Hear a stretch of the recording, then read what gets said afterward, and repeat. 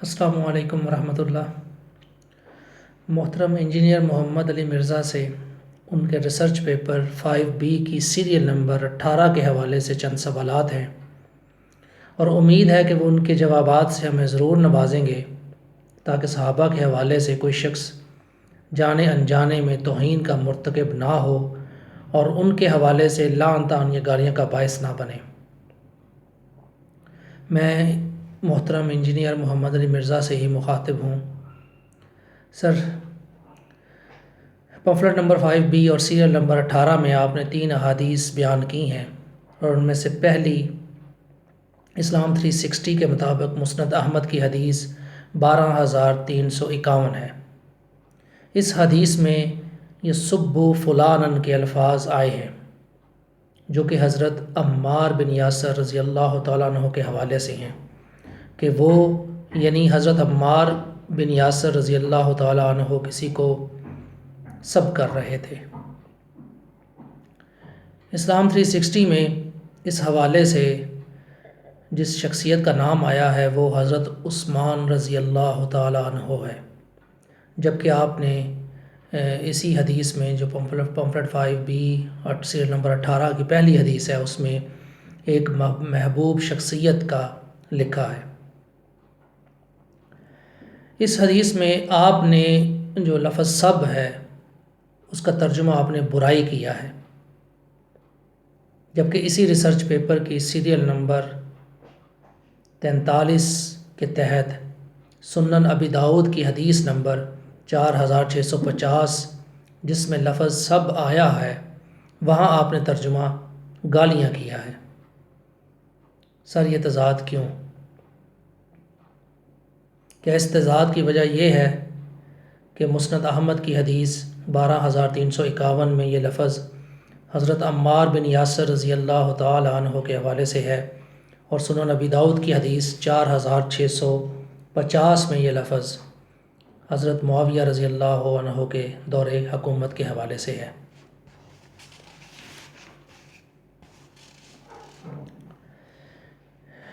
اب اسی حدیث میں یعنی مسند احمد کی حدیث اسلام 360 میں جو 12351 ہے، اور ریسرچ پیپر میں آپ کی سیریل نمبر 18 پر یہ پہلی حدیث ہے، اس کے مطابق ایک بدری صحابی سیدنا ابو الغادیہ رضی اللہ تعالیٰ عنہ نے حضرت عمار بن یاسر رضی اللہ تعالیٰ عنہ کو قتل کیا، اور قتل کی وجہ بھی بیان کی کہ وہ یعنی حضرت عمار بن یاسر ان کی یعنی حضرت ابو الغادیہ کی ایک محبوب شخصیت، یہ محبوب شخصیت آپ کے مطابق اور اسلام 360 کے مطابق حضرت عثمان رضی اللہ تعالیٰ عنہ ہیں، ان کو حضرت عمار بن یاسر آپ نے جو لکھا ہے وہ ہے برا کہہ رہے تھے، اور اسلام 360 کے مطابق وہ ان کو گالیاں اور دے رہے تھے اور برا کہہ رہے تھے۔ اب یہاں پر حضرت عمار بن یاسر رضی اللہ تعالیٰ عنہ کو قتل کرنے کا جو ہے اس کے مطابق وہ حضرت ابو الغادیہ رضی اللہ تعالیٰ عنہ ہیں، جبکہ سیریل نمبر 19 میں آپ ایک حدیث لے کر آئے ہیں جو کہ چوتھے نمبر پر ہے، اور اسلام 360 میں اس کا نمبر 12350 ہے۔ اس حدیث کے مطابق یا اس روایت کے مطابق 2 آدمی جن میں سے ہر ایک کا یہی دعویٰ تھا کہ اسی نے عمار کو قتل کیا ہے۔ اب ان حدیث کو دیکھ کر کون یہ فیصلہ کرے کہ حضرت عمار بن یاسر رضی اللہ تعالیٰ عنہ کو قتل کس نے کیا، اگرچہ اس حقیقت سے انکار نہیں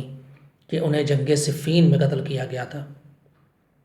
لیکن یہ فیصلہ کون کرے کہ ان کو ایک بدری صحابی حضرت ابو الغادیہ رضی اللہ تعالیٰ عنہ نے قتل کیا یا پھر ان 2 میں سے کسی ایک نے؟ اس تضاد کے حوالے سے آپ کیا کہتے ہیں؟ اب یہاں ایک سوال اور بھی پیدا ہوتا ہے کہ وہ جو 2 آدمی تھے جو حضرت معاویہ رضی اللہ تعالیٰ عنہ کے ہاں آئے اور دونوں نے یہ کلیم کیا کہ ان میں سے ہر ایک کا یہی کلیم تھا کہ انہوں نے حضرت عمار بن یاسر رضی اللہ تعالیٰ عنہ کو قتل کیا ہے، وہ 2 آدمی کون تھے؟ ان کی شناخت کیا تھی؟ وہ کہاں کے تھے؟ ان کے نام کیا تھے؟ اب ان سب باتوں کو لے کر میرے جیسا عام بندہ کیا کرے؟ کیا ان باتوں کو لے کر کوئی شخص جانے انجانے میں کسی بھی صحابی پر سب کرنا شروع کر دے یا پھر خاموشی اختیار کرے؟ آپ کیا کہتے ہیں اس حوالے سے؟ میرے خیال میں تو خاموشی ہی بہتر ہے۔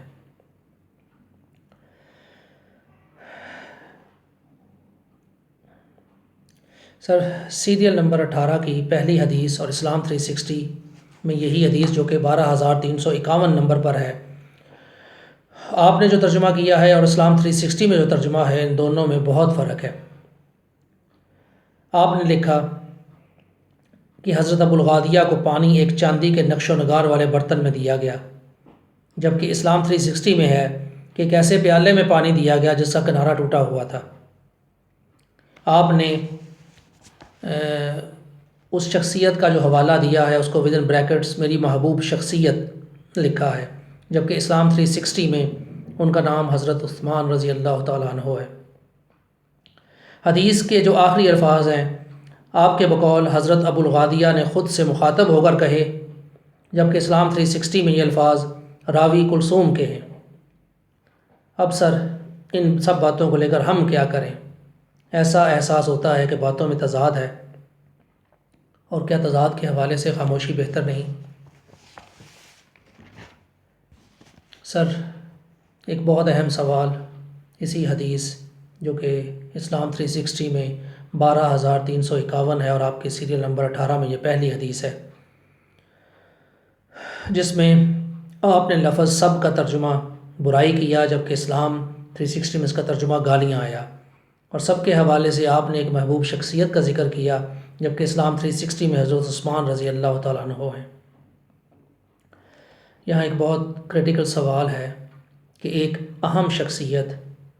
ایک دوسری اہم شخصیت کو سب کر رہی ہے اس روایت کے مطابق۔ سر، آپ سے یہ سوال ہے کہ یہ دور کون سا ہے؟ مجھے آپ سے یہ سوال کرتے ہوئے ڈر بھی لگ رہا ہے اور کچھ عجیب سا بھی فیل ہو رہا ہے، لیکن کیا کیا جائے کہ یہ آپ کے ریسرچ پیپر میں ہی جو آپ نے روایات لکھی ہیں انہی کے حوالے سے یہ سوال ہے۔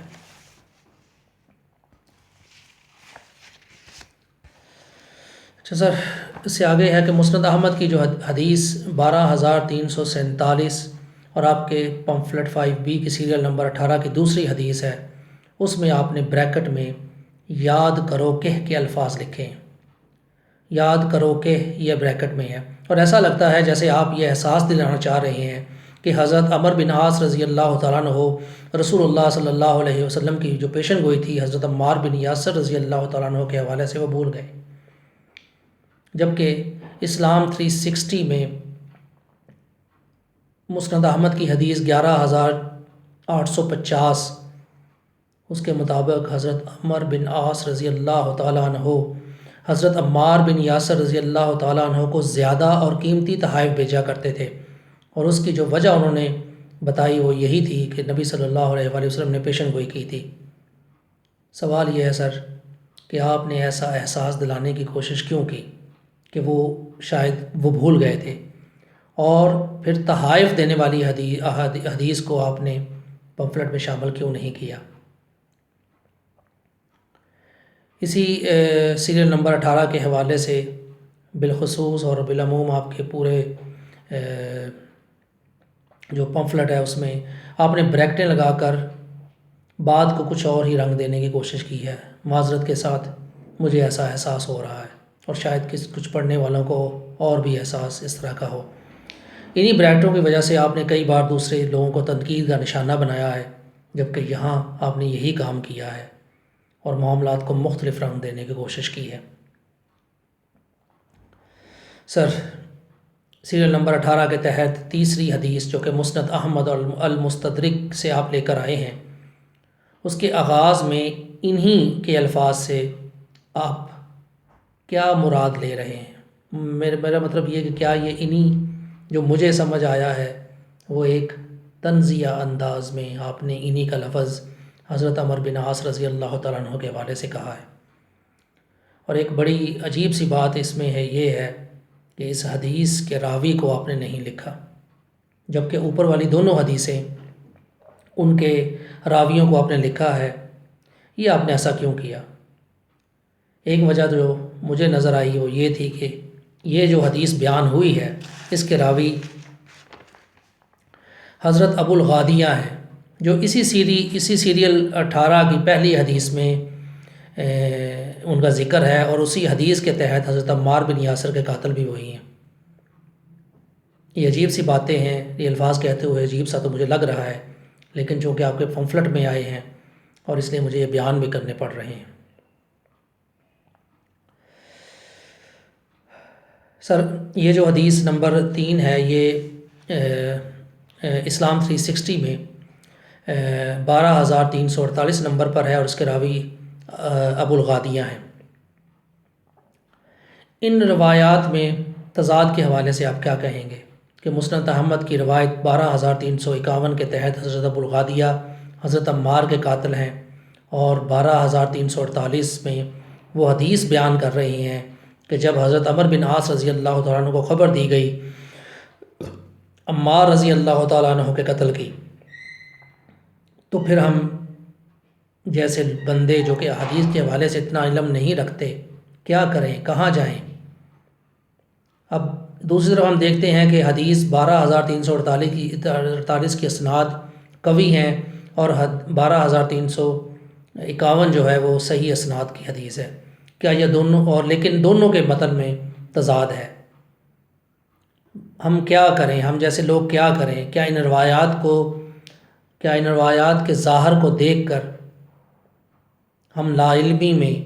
جانے انجانے میں کسی صحابی کو برا بھلا کہنے لگیں، جیسا کہ آپ کے لیکچرز کے نیچے جو کمنٹس آتے ہیں ان میں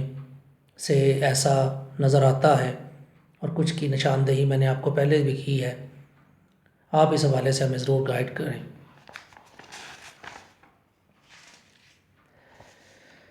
سر، کچھ تلخ باتیں ایک تو ہیں،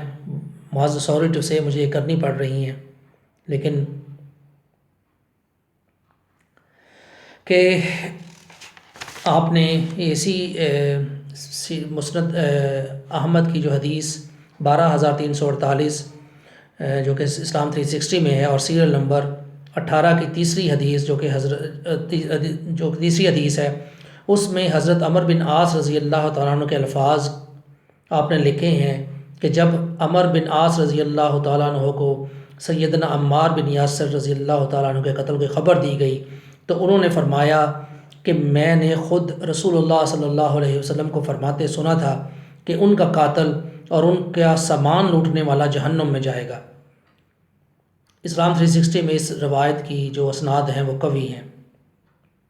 آپ نے اس بات کے اختتام پر، یعنی کہ جب ان کا سامان لوٹنے والا جہنم میں جائے گا، اس کے بعد ودن بریکٹ نعوذ باللہ من ذالک لکھا ہے۔ سرکاش آپ اس کو نہ لکھتے، کیونکہ اس سے یہ مطلب نظر آتا ہے کہ سیدنا عمر بن عاص رضی اللہ تعالیٰ عنہ معاذ اللہ جھوٹ بول رہے ہیں، اور وہ جھوٹ بول کر نبی صلی اللہ علیہ وآلہ وسلم کی طرف غلط منسوب کر رہے ہیں۔ آپ کے بریکٹ میں لکھے ہوئے الفاظ سے آئی ایم سوری ٹو سے کہ مجھے تو یہی احساس ہوتا ہے۔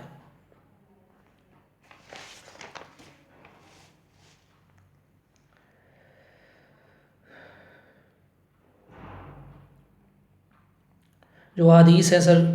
حضرت عمر بن عاص رضی اللہ تعالیٰ عنہ کے حوالے سے سیریل نمبر 18 میں دوسری اور تیسری، ان میں سے پہلی جو حدیث ہے وہ مسند احمد کی حدیث 12347 ہے، اور اس کی اسناد صحیح ہیں، اور اس میں جو حضرت عمر بن عاص رضی اللہ تعالیٰ عنہ کا جو رویہ ہے وہ تھوڑا سا مختلف نظر آتا ہے، اور وہ بیان بھی کرتے ہیں کہ میں نے خود رسول اللہ صلی اللہ علیہ وسلم کو فرماتے سنا تھا کہ عمار کو ایک باغی گروہ قتل کرے گا، جبکہ جو دوسری حدیث ہے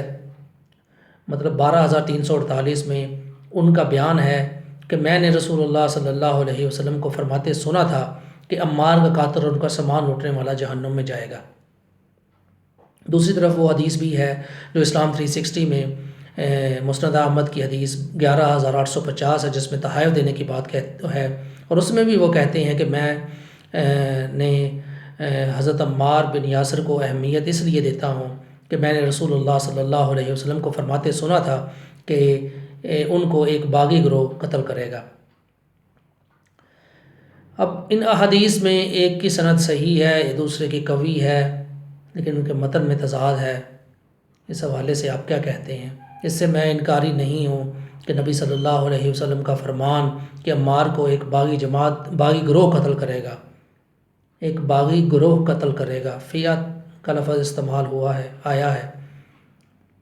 اس سے انکار نہیں ہے۔ لیکن یہ جو تضاد ہے احادیث میں، اس تضاد کے حوالے سے آپ کیا کہتے ہیں؟ اس کی ضرور وضاحت کیجیے گا پلیز۔ ایک چھوٹی سی بات اور کہ آپ نے اسی جو سیریل نمبر 18 کے تحت جو حدیث ہے، دوسری حدیث، اس میں آپ نے لفظ جو استعمال کیے ہیں وہ حدیث میں بھی آئے ہیں، آپ نے نہیں استعمال کیے، حدیث میں آئے ہیں کہ تم اپنے ہی پیشاب پر پھسل جاؤ۔ سر یہ ایک چھوٹی سی بات ہے، لیکن یہ میں آپ کی توجہ اس طرف دلانا چاہتا ہوں کہ یہ ایک محاورتاً یہ بات نہیں ہے، جیسا کہ اسی پمفلٹ کی سیریل نمبر 17 میں آپ نے نوٹ میں یہ بات لکھی ہے کہ یہ نوٹ اور یہ کہ یہ محاورتاً باتیں ہوتی ہیں۔ سر امید کرتا ہوں کہ آپ ان سوالات کو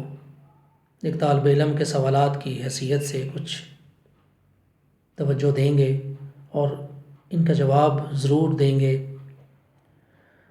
والسلام۔